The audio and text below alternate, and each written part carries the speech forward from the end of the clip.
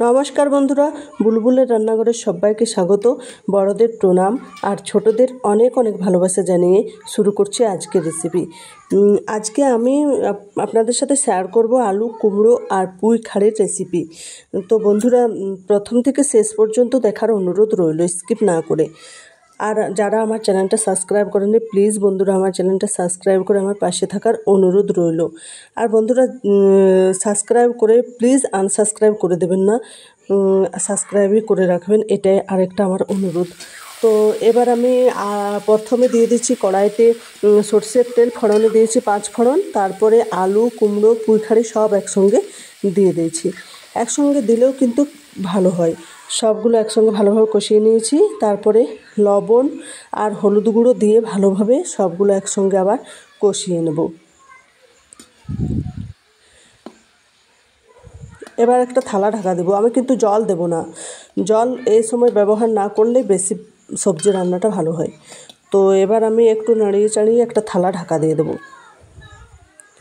5 minute Dhaka রাখবো। তারপর 5 minute পর ঢাকাটা দেখবে।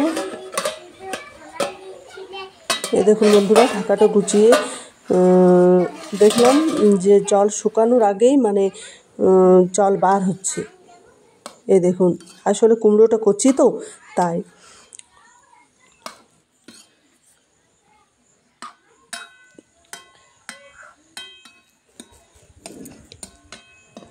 তো নেড়ে চেড়ে নিয়ে আবার আর একটু থালা ঢাকা দিয়ে দেবো 5 মিনিটের মতন। 5 মিনিট হয়ে গেছে। এবার আমি ঢাকাটা গুছিয়ে তারপর দেখব। আসলে অনেক গরম, তাই থালাটা ওইভাবেই নামাতে হচ্ছে। তো এই দেখুন, আরও নাড়াচাড়া ভালো করে নিতে হবে।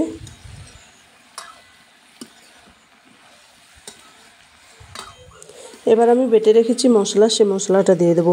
জিরে, ধনে, লঙ্কা আর সরষে বাটা একসঙ্গে সবটা দিয়ে দেবো। এবার আমি জল দেবো।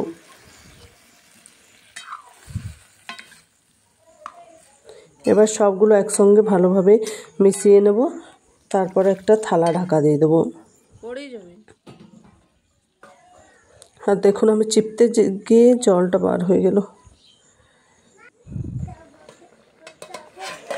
আমার 5 মিনিট ঢাকনো হয়ে গেছে। এবার আমি দেখি কতটা জলটা মরলো। এই দেখুন বন্ধুরা, অনেকটা জল মরে গেছে আর পুঁইটাও মোটামুটি সেদ্ধ হয়ে গেছে। তো জলটা একদম মরা পর্যন্ত আবার আরও থালা একটা ঢাকা দিয়ে দেবো।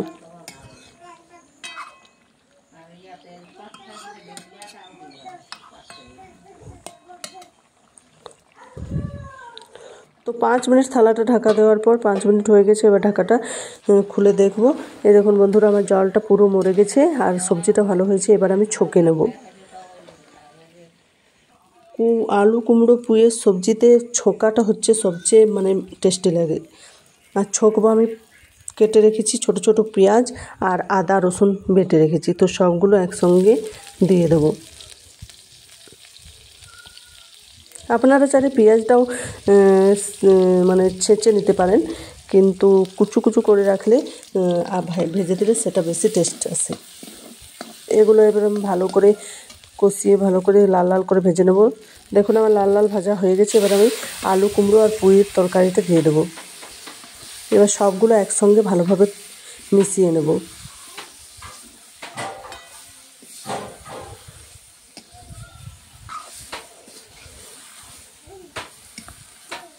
এই দেখুন বন্ধুরা, আমার আলু কুমড়ো আর পুঁই খাড়ির সবজি একদম রেডি।